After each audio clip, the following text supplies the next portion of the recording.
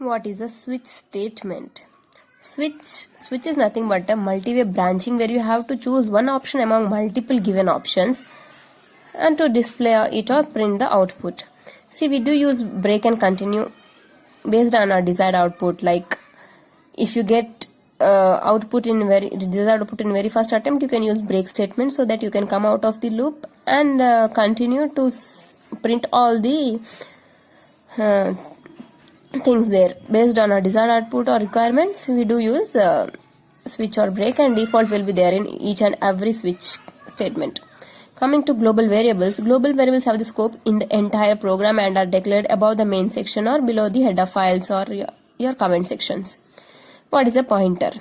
Pointer is nothing but it holds the address of the variable, and compared to arrays, pointers occupy less memory, and variables can be accessed very quickly. Like we have addresses of the variables, so referring to the address you can access the variable very easily. Pointer declaration goes like this: int a equal to 10. So pointer is address of a. Now let's see what is a stack. A stack is nothing but last in first out. Last in first out implies whatever element you have inserted last will be coming first out. So we have push and pop operations here in stack, where with push operation you insert all the elements and with pop operation you remove all the elements.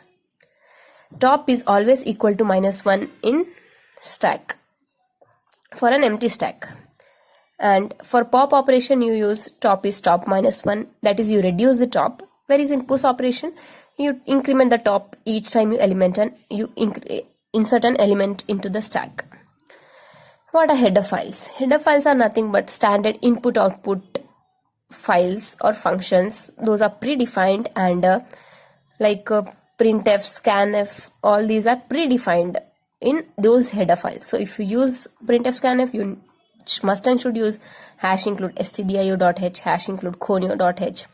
If you want to use any mathematical functions like square root, cube root, anything, you have to use math.h for pi values and all.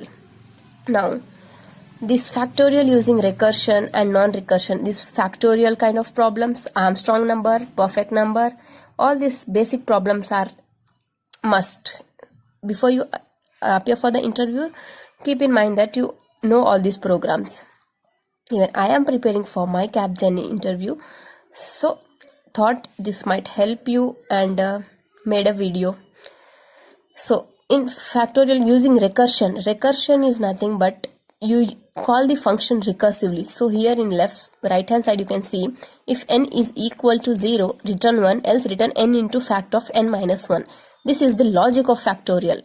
And this here in left hand side, it's all about entering how many numbers you want, what factorial of what number you want and all, and function call and printing that. So the main logic lies here.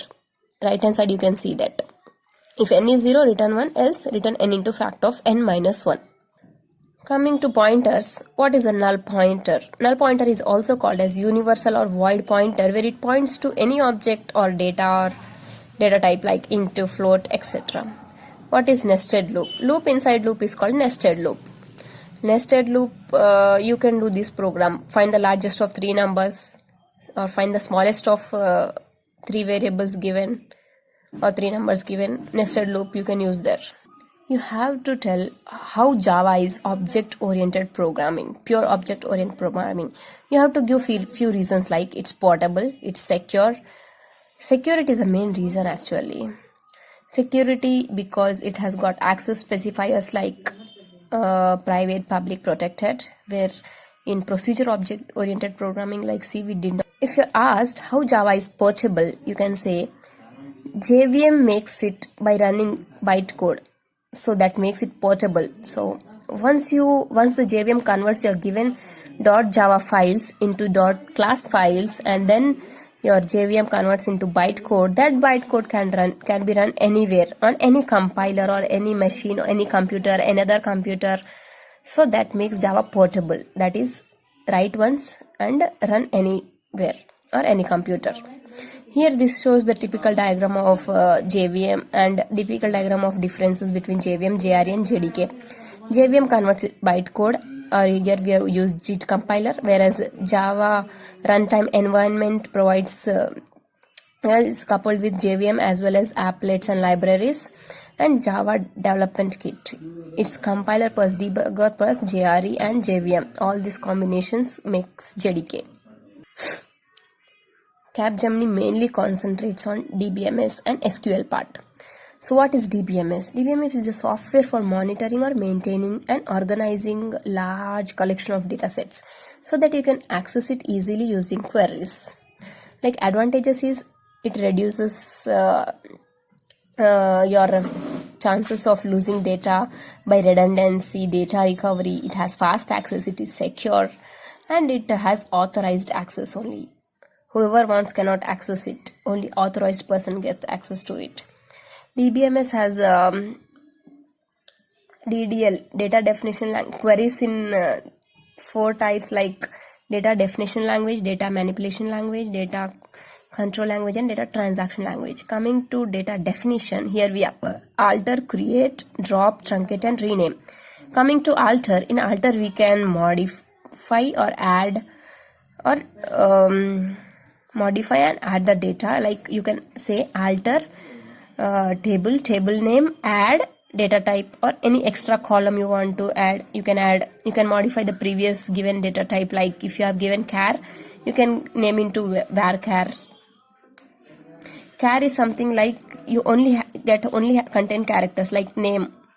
Anu has only characters. If you want to make it like Anu 598 is her roll number, so for that you have to use a data type varchar. So you can alter it. Previously you have defined it char. Now you can alter it using alter table name and that particular data type from char to varchar. Using create, we create tables. Using drop, we completely drop the schema itself.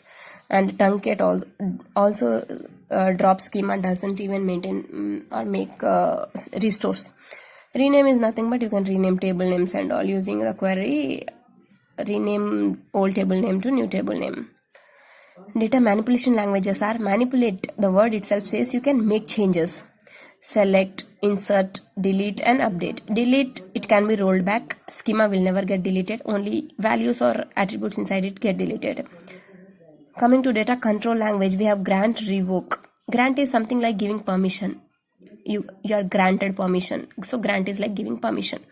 Revoke is nothing but you have granted the permission, but that fellow has not properly taken the advantage, like taken disadvantage. What do? You revoke. You take back the permission. You cut their wings. That is called revoke. Coming to data transaction language, it is nothing but commit, rollback, and save point. Wherein in rollback and save point, like you have thousands of code, so you maintain a checkpoint there. So that if you at all there is a error in 5th or 6th line, from that checkpoint you can just roll back and get to know only that error. If not, you have to again roll back and get from starting or scratch. You have to see where the error has occurred and all. So save points save your time. Not save points, sorry, checkpoints they are. What is an entity? Entity is a real world object. See, for example, you have a student employee or student college relationship between anything. Entities are students, whatever play a major role. Attribute is column and tuple is a row. What is an SQL? SQL is a structured query language wherein structured in the sense it has a organized or they are organized properly and store, use data, monitor that data, and query implies whatever data we want to access, you can access it using a query. You have standard predefined queries to access it faster. Coming to OOPS concepts, this is the basic and the most important question asked in each and every interview round. So what is data abstraction? I'll just give a brief description about OOPS concepts. If you want with live real-time examples and all, you can comment below. I'll be coming with a new video on OOPS concepts, only on OOPS concepts. So what is data abstraction? Abstraction in the sense give only what you want, hide unwanted details. Like for data abstraction, for filling the, if see suppose your class teacher is filling a form, or class teacher details are shown, so does that show how much salary he get, when did he join? Okay, that can be shown, but in data abstraction his salary, his PhD, his degree, all are hidden. How are those done? Using data abstraction. What is encapsulation? Encapsulation is nothing but wrapping of data and function together. In Java, function is called a method. In C++, we called it as function.